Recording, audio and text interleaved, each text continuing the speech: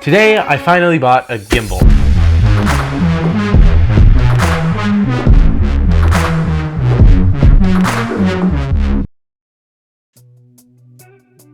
Handy dandy unboxing knife.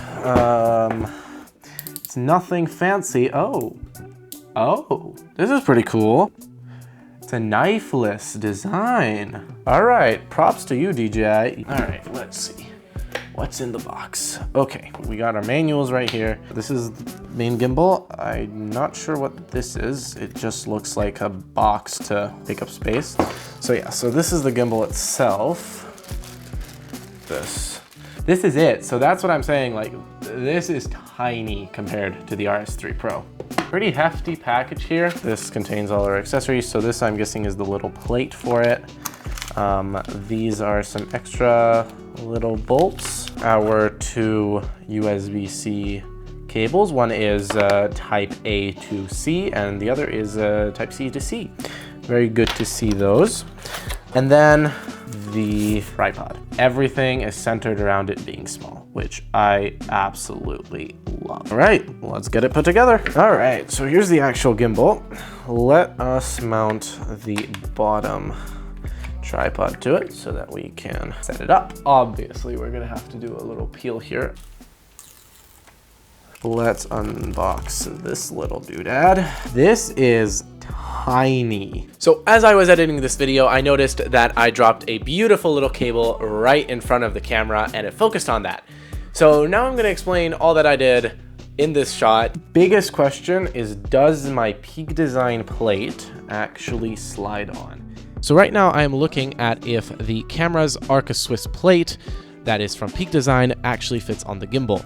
Now, in this case, it doesn't, so I have to take it off. The gimbal is compatible with Arca Swiss. However, the Peak Design plate is just made in a way that the bottom of it actually prohibits it from sliding into DJI gimbals. So I'm gonna have to figure out a permanent solution for that. But for now, it's with the gimbal's official plate. I am showing the Arca Swiss to tripod adapter, saying that even though it works, the camera assembly is going to be too tall, and with a microphone, the gimbal is not going to be able to balance. I just got one of the screws from the little packaging of the gimbal and just screwed it into the gimbal's official plate. And I finally noticed the cable, so back to the video. Why is this cable here right in front of everything? I don't like that. This one slides in perfect, no problem.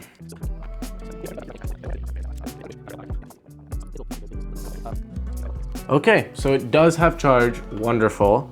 It has a nice little setup menu here. So let's go English. Turns out you need to activate these gimbals in the Ronin app. It works, all right. Let's just quickly do a auto check on the gimbal. See if everything is balanced well. All right, so yes, everything is excellent, very good. That seems pretty good. All right, let's take this out for a spin and see what we got with it.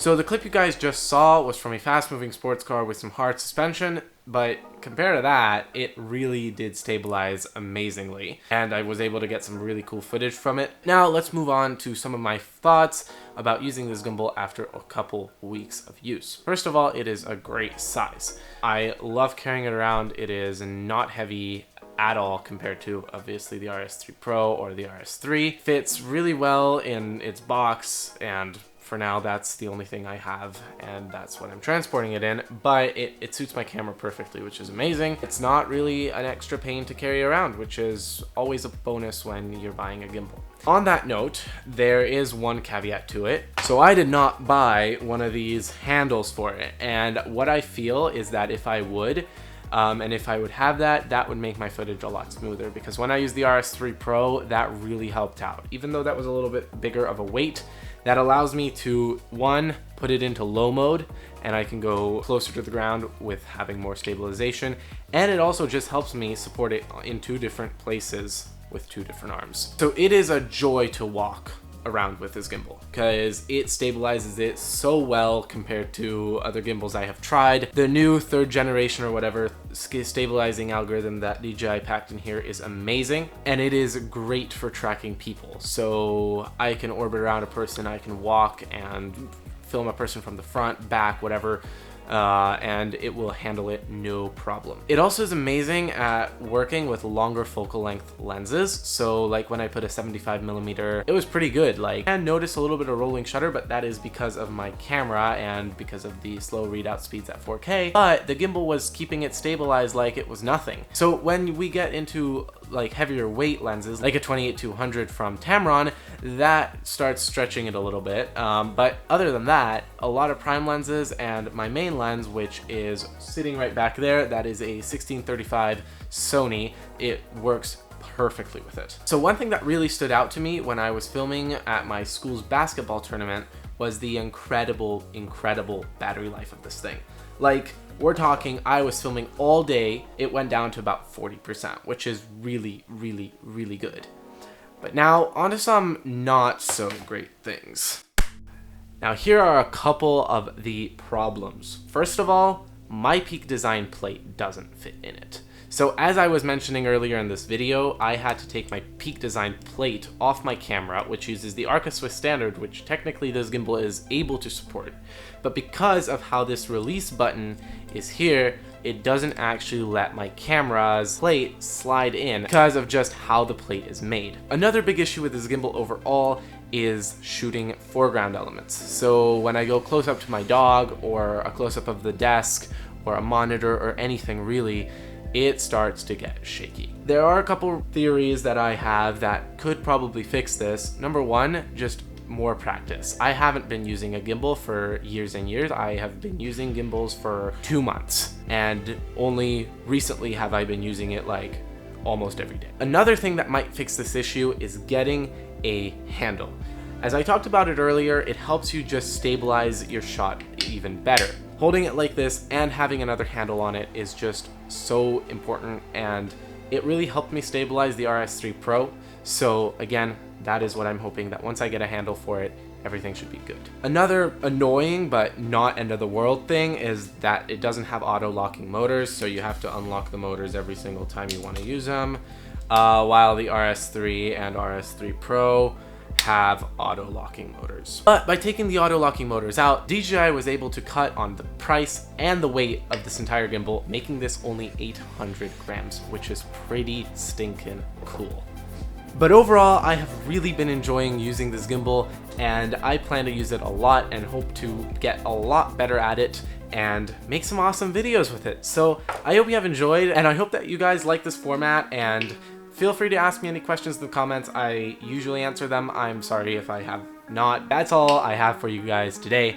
I hope you have enjoyed, and I will see you in 2 weeks.